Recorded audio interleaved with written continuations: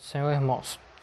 No livro de Marcos, capítulo 13, versículo 7 até o versículo 8 fala: E quando ouvirdes de guerra e de rumores de guerra, não vos perturbeis, porque assim deve acontecer, mas ainda não será o fim. Porque se levantará nação contra nação e reino contra reino, e haverá terremotos em diversos lugares, e haverá fomes. Isso será o princípio de dores. Amém.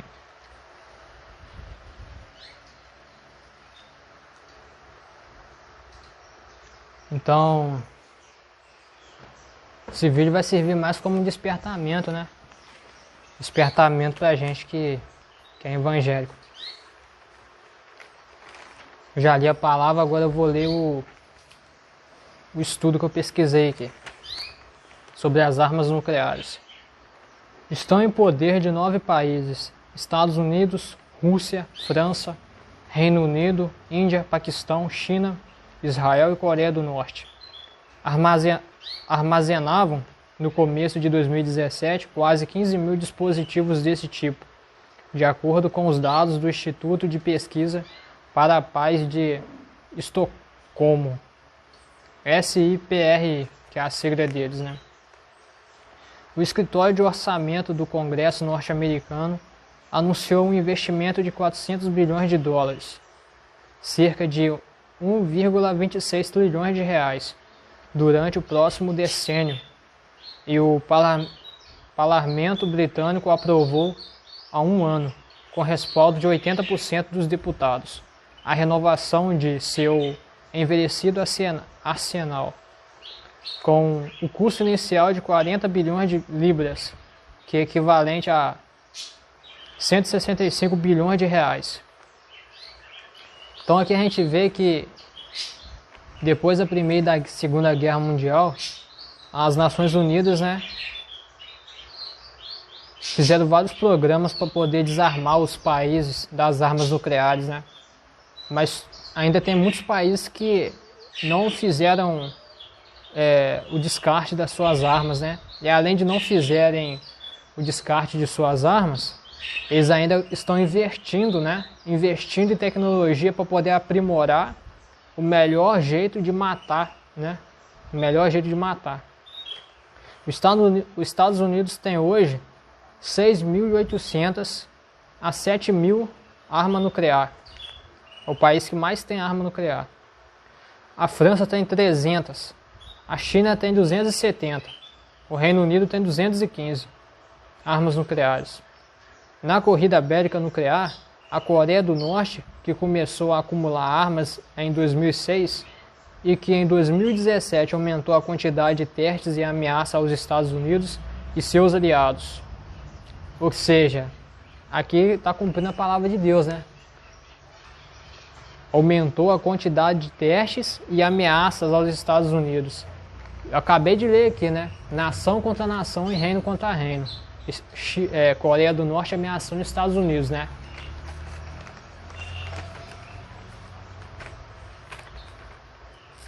Agora vamos falar um pouco sobre o componente da bomba nuclear, do que ela é feita. Ela é feita de uma substância conhecida como urânio enriquecido, ou plutônio. Agora, o que causa isso no ser humano? Uma contaminação radioativa interna, ou seja, ou pela ingestão ou inalação, ou vias ferimentos da epiderme, pode ser perigoso em pequenas doses. Provoca a morte se for inalado. Instituto Francês de Radioproteção e de Segurança Nuclear, que é esse estudo. Ou seja, é radioativo o componente delas, né? Quando essas armas elas explodem, elas não só matam pelo poder de explosão, nem só pela onda de choque, mas também pela radioatividade. E se essa radioatividade contaminar a água, a gente já não tem tanta, né? Aí sim a gente entra numa extinção em massa, né? Porque ninguém vive sem água. Só para você ter noção, eu vou falar aqui uma pesquisa sobre a água.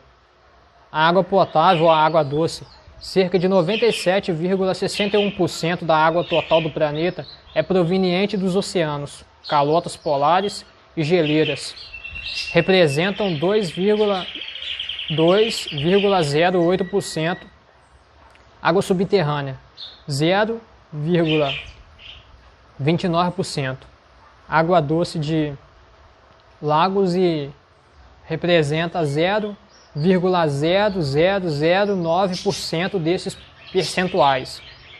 Apenas 2,4% da água é doce, porém somente o 0,2% está disponível em lagos e rios, que abastecem as casas e pode ser consumida, pois uma grande parcela encontra-se poluída.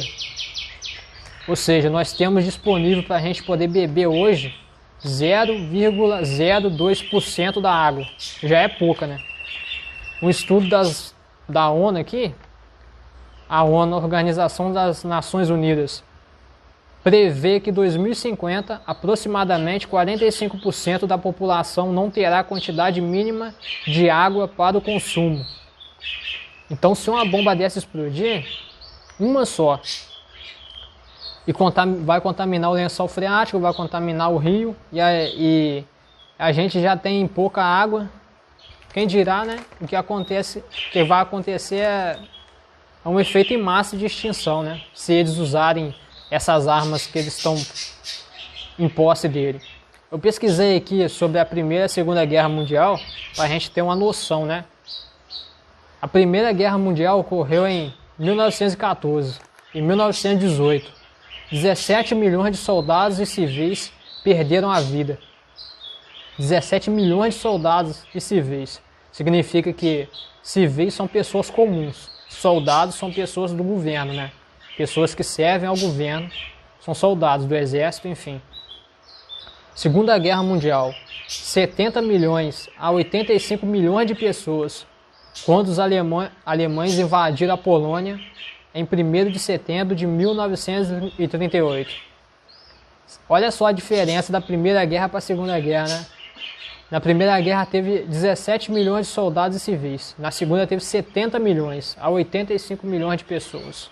Quer dizer que a Primeira Guerra, eles usaram a experiência da Primeira Guerra na Segunda Guerra. As armas eles melhoraram, desenvolveram suas armas para poder matar melhor, né? Consequência econômica dessas guerras, da Primeira e da Segunda.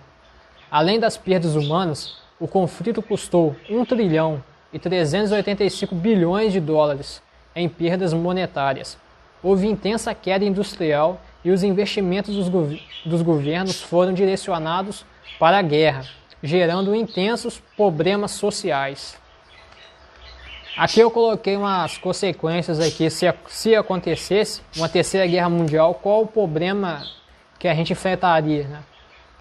É lógico que vai muito além, a gente não consegue prever, né? Mas baseado na Primeira e na Segunda Guerra Mundial, com certeza alguma dessas consequências vai ter. Ou uma, ou duas, ou até mais. A economia social, projetos sociais do governo, investimentos que vão ser direcionados para a guerra será cortado. Projetos sociais do governo, se for direcionados para a guerra, será cortado. O que quer dizer com isso? Programas sociais do governo. Vamos imaginar, qualquer programa social aí que o governo tem para poder beneficiar os menos desfavorecidos, né? Eles vão cortar todos, porque eles vão direcionar todos os recursos, todo o dinheiro para a guerra. Todos os programas vão ser cortados e quem vai pagar por isso vai ser a própria sociedade, os menos desfavorecidos no caso. Atividade industrial, desemprego em massa, queda da atividade. Por que isso? Porque quando o país está em guerra, toda a atividade industrial ela é mobilizada somente para a guerra. Ou seja, automóvel, indústria, a fábrica de carro, fulana de tal. Essa fábrica ela vai ser fechada e vai ser produzida somente armamento de guerra. Isso causa um grande desemprego em massa, um grande desemprego. Perdas monetárias, quebra da bolsa de valores, aumento de alimentos, produtos para a higiene pessoal e falta deles. Coronavírus a gente já viu sobre isso, né? O arroz ele ficou muito caro, faltou alimentos. Então, se acontecesse uma terceira guerra mundial, água, produtos de higiene pessoal, escova de dente, pasta de dente, papel higiênico, esse tipo de coisa, sabonete, tudo isso você não iria encontrar. E é lógico, o aumento de alimentos e também a falta deles, né? Por causa da guerra, a radioatividade não nasce planta e não nasce nada, né? A terra fica contaminada por anos e mesmo depois de passar por essa terra, você tem que tomar um comprimido de chumbo, né? O organismo não absorver a radioatividade. Problemas sociais, roubo, homicídio, etc. Problemas sociais a gente já enfrenta hoje, né? Do roubo. A pessoa não arruma emprego, aí decide resolver o problema do seu próprio jeito, né? O problema da guerra vai ser mais roubo, mais homicídio, entre outros problemas, né? O que me chama a atenção mesmo é que as pessoas acham que estão em paz, né? Só por não ter uma guerra, né? Mas Jesus ele disse, né, que será nação contra nação, rumores de guerra. Então, se tem rumor de guerra, é porque vai vir a guerra, a gente sabe disso. A paz mundial vai ser estabelecida somente depois que Satanás estiver destruído, quando Deus destruir ele, quando ele prender ele. Porque enquanto ele estiver solto, ele vai fazer, né, o que está escrito na Bíblia que ele vai fazer. O que mais me deixa admirado aqui é que as pessoas não falam sobre isso, né? Eu nunca vi nenhum religioso falando sobre isso, né? O que é interessante é que todos os países, a maioria dos países, eles renunciaram à arma nuclear. Mas os Estados Unidos, França, China e o Reino Unido não renunciou. Ainda eles têm muita arma nuclear. Hoje, se você for prestar atenção na primeira bomba nuclear atômica que foi feita, e se for comparar com as armas nucleares hoje, você vê que parece como você analisando um Fusca do lado de uma Ferrari. Sabe? O poder destrutivo que os governos têm hoje é gigantesco. Imagina se os Estados Unidos usassem 7 milhões de bombas nucleares hoje. Todos esses países, China, França, Reino Unido, o que seria da Terra?